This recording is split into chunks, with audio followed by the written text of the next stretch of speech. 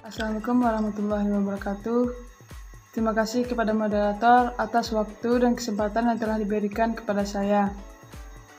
Baiklah, saya akan membacakan materi yang pertama, yaitu mengenai Sisdiknas. Yang pertama, Sistem Pendidikan Nasional. Sistem pendidikan nasional adalah total komponen pendidikan yang saling terkait secara terpadu untuk mencapai tujuan pendidikan nasional.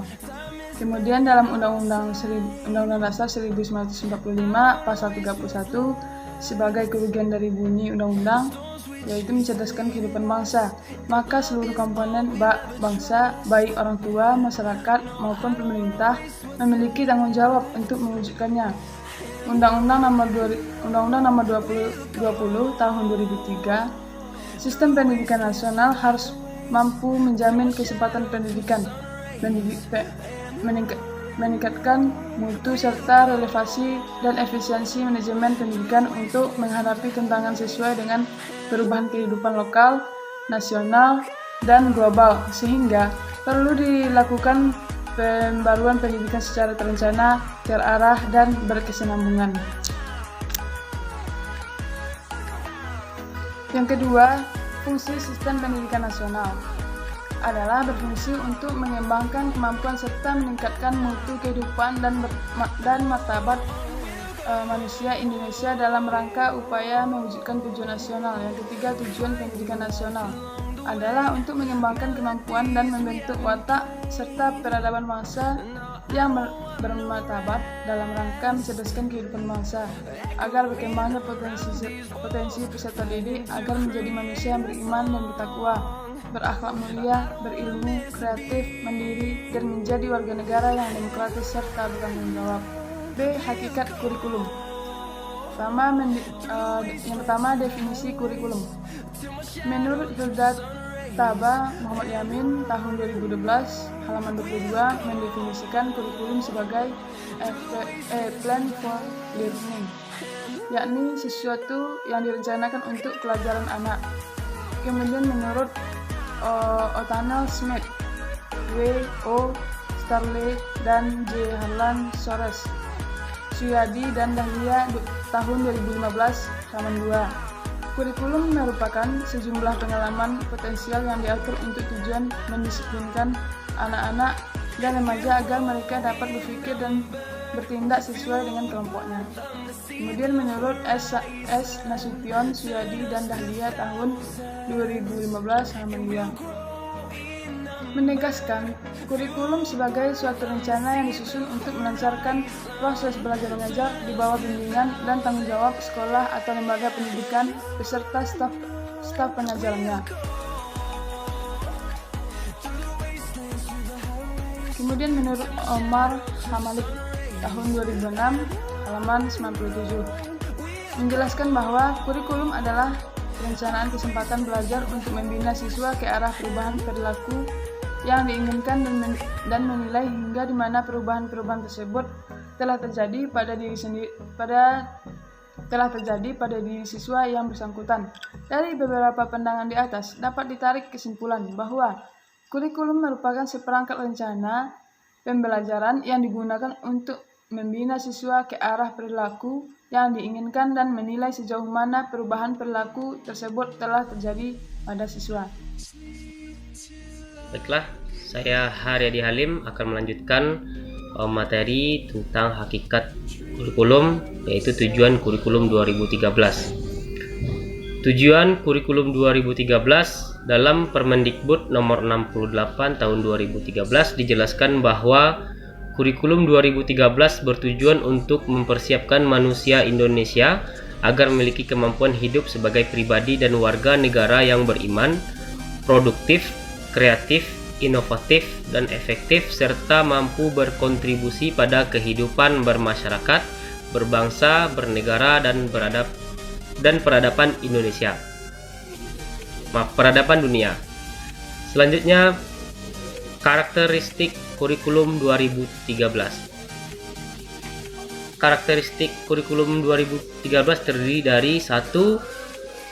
Mengembangkan keseimbangan antara pengembangan sikap spiritual dan sosial, rasa ingin tahu, kreativitas, bekerja sama dan dengan kemampuan intelektual dan psikomotorik. 2. Sekolah merupakan bagian dari masyarakat yang memberikan pengalaman belajar terencana di mana peserta didik menerapkan apa yang dipelajari di sekolah ke masyarakat dan memanfaatkan masyarakat sebagai sumber belajar.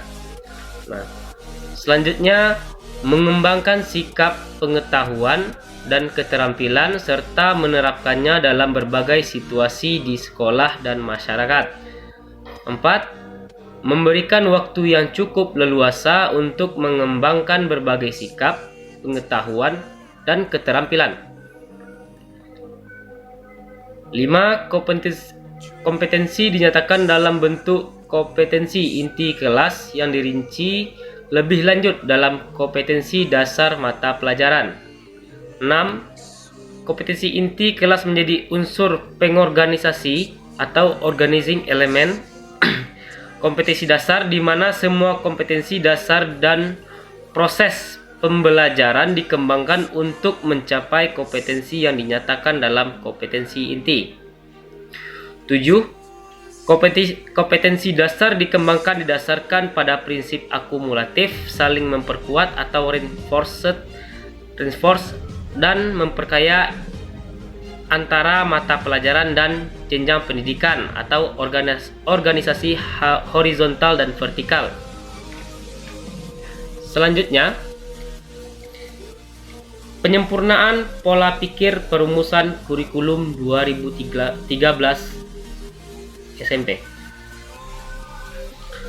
Dalam Permendikbud nomor 68 tahun 2013 tentang kurikulum SMP dijelaskan kurikulum 2013 dikembangkan dengan penyempurnaan pola pikir sebagai berikut.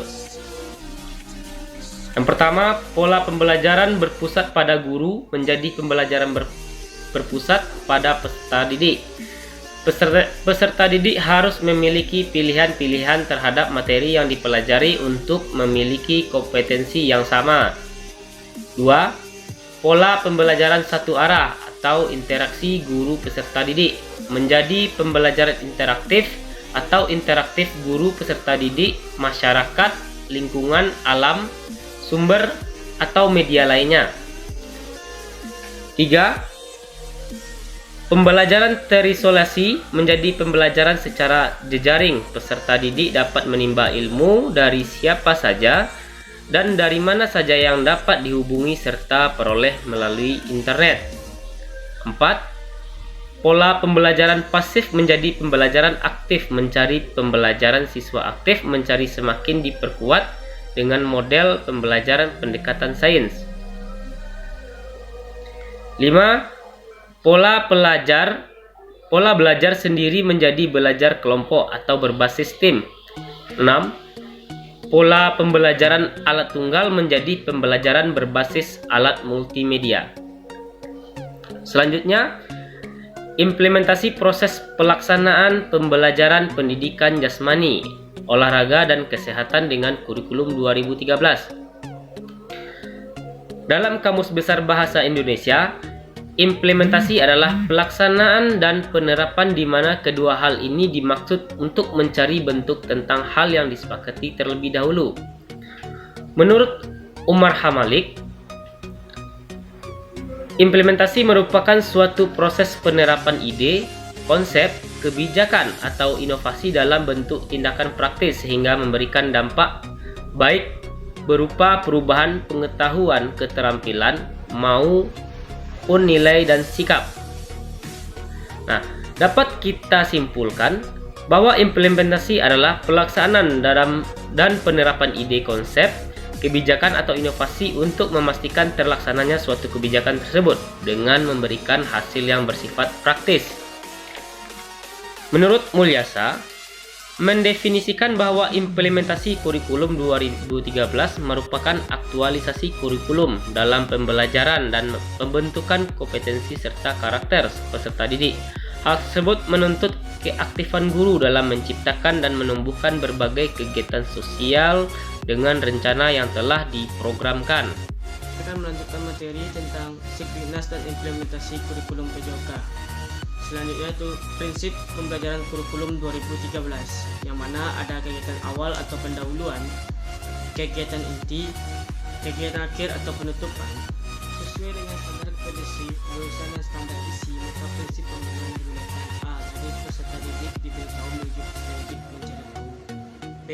Dari guru sebagai satu-satunya sumber belajar menjadi belajar berbasis aneka sumber belajar. C. Dari pendekatan tekstual menuju proses sebagai penguatan penggunaan pendekatan ilmiah. D. Dari pembelajaran berbasis konten menuju pembelajaran berbasis aplikasi. E. Dari pembelajaran parsial menuju pembelajaran terpadu. F. Dari pembelajaran yang meningkatkan jawaban tunggal menjadi jawaban pembelajaran dengan jawaban yang kebenarannya multidimensi. G. Dari pembelajaran verbalisme menuju keterampilan aplikatif. H. Pendekatan dan keseimbangan antara keterampilan fisik dan keterampilan mental. I. Pembelajaran yang mengutamakan pemberdayaan dan pemberdayaan peserta didik sebagai pembelajaran pencahayaan. J.